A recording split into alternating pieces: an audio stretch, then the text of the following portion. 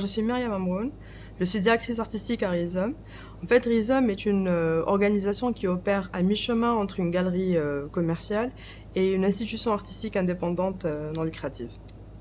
En fait, Rhizome existe depuis 2017, sauf qu'entre 2017 et 2020, on évoluait d'une manière plus ou moins non physique. Donc ça veut dire qu'on n'avait pas un espace jusqu'à novembre 2020, où nous avons pu enfin concrétiser un projet de plusieurs années et le mettre en place à Didouche.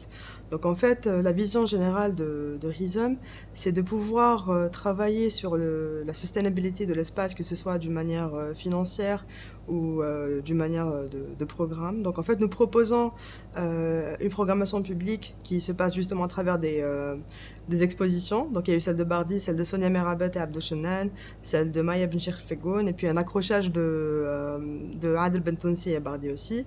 En parallèle de ces programmes, il y a eu plusieurs activités dans des discussions enregistrées qui sont un petit peu une manière d'avoir des archives numériques de personnes qui ont eu un apport au secteur culturel et artistique en Algérie.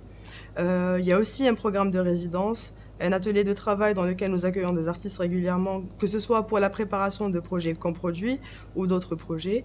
Et puis en parallèle de cette activité qui est le côté plus ou moins non lucratif, il y a le côté galerie à travers lequel nous opérons en Algérie et ailleurs. Donc en fait, c'est le côté galerie contient une sorte de chapitre de management d'artistes, de représentation à l'étranger, de la participation dans des foires internationales et puis de la régie d'œuvres d'art. Donc en fait, on coproduit aussi d'autres expositions d'artistes avec qui nous collaborons un petit peu partout. En fait, la gestion d'artistes, c'est assez alambiqué, si vous voulez.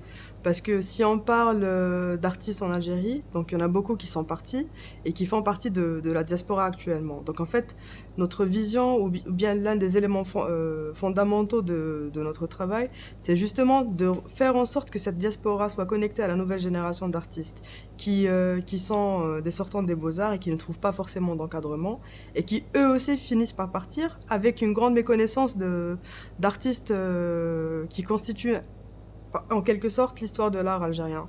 Donc en fait on essaie de rapprocher ces deux-là pour qu'ils soient en contact déjà, qu'ils soient conscients du travail de l'un et de l'autre et puis d'avoir une sorte de base solide de cette scène-là, si je puis dire.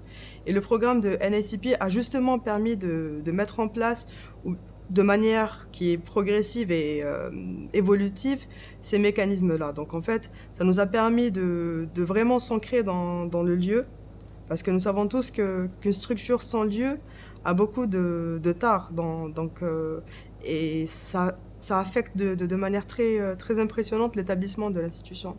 Et puis en fait, à partir de l'ancrage dans le lieu, ça nous permet de tester plusieurs formules ou bien d'expérimenter en permanence jusqu'à ce qu'on puisse trouver un bel équilibre pour une durabilité et une efficacité plus de performance, on va dire.